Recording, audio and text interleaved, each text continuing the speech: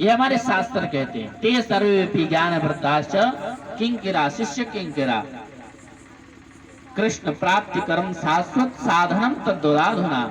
आप करोड़ों, आप देखने में छोटे हैं, लेकिन आप करोड़ों सूर्यों के से भी ज्यादा आप ज्ञानवान हैं। आप करोड़ों सूर्यों के समान हैं। आप कोई ऐसे हमें ज्ञान बताइए जिससे जनमानस की जो भ्रांतियां हैं वो मिट जाए, अज्ञान है वो मिट जाए। संतों के पास जाकर के कभी अपना समय बर्बाद नहीं करना चाहिए। संतों के पास जाओ तो एक ही प्रश्न करो, गोविंद की प्राप्ति कैसे होगी?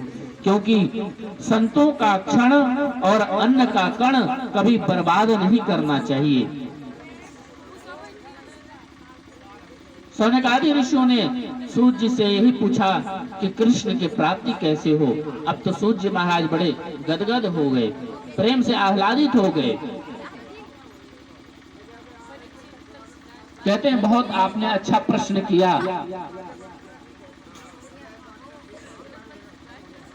कुछ समय आप लोग स्थान पर बैठे रहें, कथा श्रवण करें, इसके बाद तो आरती होनी है, फिर तो घर जाना ही है। थक गए कलश यात्रा में सब लोग। आप लोग का भी उपवास होगा तो हमारा भी उपवास ही है सुबह से। बहुत सौभाग्य से यह कथा श्रवण करने को प्राप्त होते हैं। और कल कथा समयानुसार दिन में प्रारंभ होगा और बढ़ चढ़ करके सभी लोग कथा में आएंगे। तो कहते हैं कि काल ब्याल मुख ग्रास त्रास निर्णास हेतवे। ये जो जीवन है ना, ये माया का जीवन है। जैसे एक अजगर सर्प होता है और जब अजगर सांप मुंह खोलता है और उसमें हम बैठ गए, हमको निगल लिया, लेकिन कब तक जीवित हैं हम? जब तक वह सांप मुख बंद नहीं कर लेता तब तक वह मनुष्य जिंदा है। और जैसे ही अजगर सांप मुख बंद किया, उसका सीताराम है ना। वैसे ही यह काल ब्याल मुख ग्रास, ये काल की ग्रास है। हम लोग माया के जंजाल में बंधे हुए हैं, माया ने हमको पकड़ रखा है। एक काल का, कलयुग का काल है।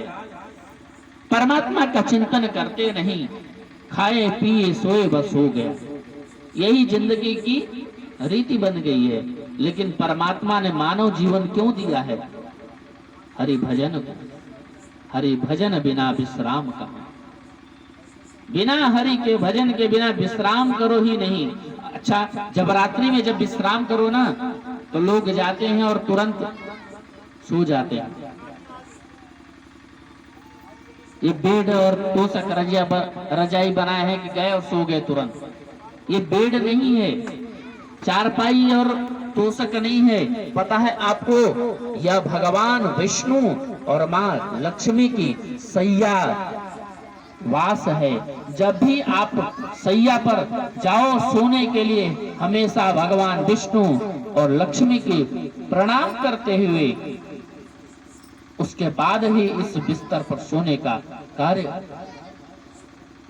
नहीं तो इसका भी दोष लगता है। हमेशा भगवान लक्ष्मी नारायण को प्रणाम करके ही बिस्तर पर सोना चाहिए। नहीं कश्चित क्षणमपि जातु तिष्ठः कर्म कर्त कार्यते ह्यवशः कर्म गुणैः स्वाभाविक बलात्। मानव की बड़ी भ्रांति होती है कि चिंता नहीं करता। चिंता तो खूब करेगा, लेकिन क्या नहीं करेगा? चिंतन। चिंतन नहीं करता है भगवान के। चिंता अनेकों प्रकार के होगा, खूब चिंता करेगा। आज गेहूं में पानी देना है तो आज ऑफिस गए, आज इतने का टर्नओवर था, घटा हो गया। अनेकों प्रकार के चिंता करेगा, लेकिन चिंतन नहीं करेगा। अगर कभी किसी इंसान को आगे बढ़ना है तो प्रतिदिन 10 मिनट भगवान के चरणों में याद करते हुए चिंतन करने प्रारंभ कर दो। मैं गारंटी के साथ कहता हूं, कभी वो अपने विश्वास से, अपने और डगर से कभी इधर उधर हो नहीं सकता है। अच्छे रास्ते पर चलता जाएगा। सुखदेव, एक बार की बात है, देवताओं ने देखा कि सुखदेव जी परीक्षित जी को अमृत पान करा रहे हैं। देवताओं ने स्वर्ग से स्वर्ण का अमृत कलश लेकर के गए और तो कहते हैं सुखदेव जी आप हमें अमृत पान जो भागवत कथा करा रहे हैं इसका हमें भी श्रवण करा दीजिए, इसका पान करा दीजिए, इसके बदले में जो स्वर्ग का अमृत कलश है ये ले लीजिए। सुखदेव जी ने तुरंत मना कर दिया। कहते हैं कि अमृत कलश लेने के बावजूद इंसान को गिरना पड़ता है नरक में, धरती पर आना पड़ता है, लेकिन श्रीमद् भागवत ऐसा ग्रंथ है, ऐसा महापुराण ज्ञान यज्ञ है कि इसके अमृत पान करने के बाद हमेशा हमेशा के लिए इंसान का, मनुष्य का जीवन का कुचाग्र मिट जाता है, हमेशा के लिए मिट जाता है। परमात्मा के चरणों में उसकी बंधन हो जाते हैं, हमेशा परमात्मा के चरणों में वास करता है।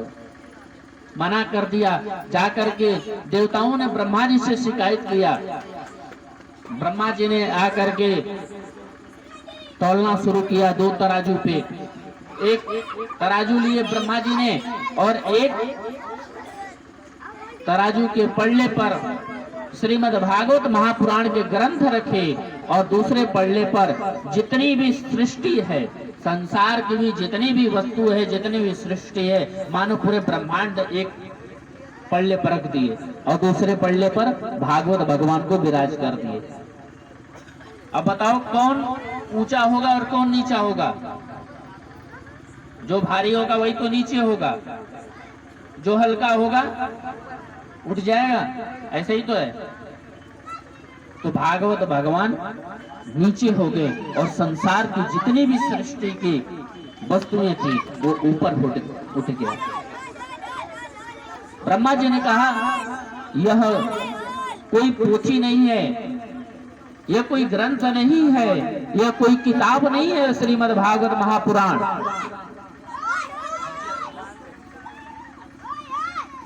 कहते हैं यह श्रीमद् भागवत महापुराण तो स्वयं साक्षात कृष्ण स्वरूप है। जो लोग देखते हैं कि ये भागवत भगवान है, ये केवल पुस्तक है, नहीं, ऐसा नहीं। ऐसे दोष लगता है ऐसे सोचने वालों को।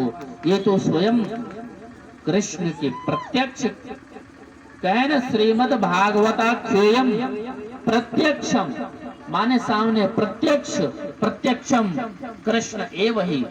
श्रीमद् भागवत महापुराण स्वयं कृष्ण का स्वरूप है। और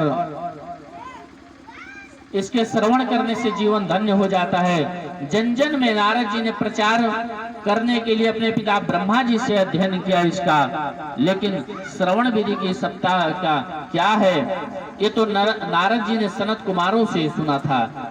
सौनक आदि ऋषि कहते हैं कि सनत कुमार ज्यादा घूमते नहीं और नारद जी ज्यादा घूमते हैं इधर उधर, एक जगह टिक नहीं सकते नारद जी, तो फिर कैसे कथा श्रवण कर लिए। तो उन्होंने कहा कि देखिए, कथा में 5 बातों का रहना जरूरी है। कथा के लिए स्थान उत्तम होना चाहिए, और दूसरी बात कि भागवत का गान जो है बिल्कुल सुंदर शब्दों में गाया जाए। तीसरी बात कि भागवत का ज्ञान पूर्वक सुनो उसको। चौथी बात है उसको ध्यान से सुनो, उसको एकाग्र होकर मन लगा करके सुनिए। 5वीं बात है भागवत में आपके कान, एकदम कान आपके भागवत भगवान से जुड़ जाए, कृष्ण के प्रति जुड़ जाए, तब भी आपको फल की प्राप्ति होती है। सनत कुमार ऐसे संत हैं जो एक जगह रहते हैं, और नारद जी एक जगह रहते नहीं, हर जगह विचरण करते रहते हैं। एक बार सूत जी कहते हैं, एक बार देवर्षि नारद बड़ी तीव्र गति से जा रहे थे, तो बद्रीनाथ धाम में विराजमान चारों भाई सनक, सनंदन, सनातन, सनत कुमार, चारों भाइयों ने जब देखा नारद जी को, चिंतित हुए तो कहे, कथम ब्रह्मन दीन मुख कुतश्चिंता तरो भवान त्वरितम गम्यते कुत्र कुतश्चागमनम गमनम तव। क्या बात है नारद जी महाराज, आप कुछ उदास लगते हैं। हमने तो सुना है जिसको नारद जी मिल जाते हैं उसका दुख सुख, जितना भी दुख होता है उसका दुख मिट जाता है, और आप जैसे संत महापुरुष नारद जी इतने बड़े दुखी हैं, ऐसा क्यों?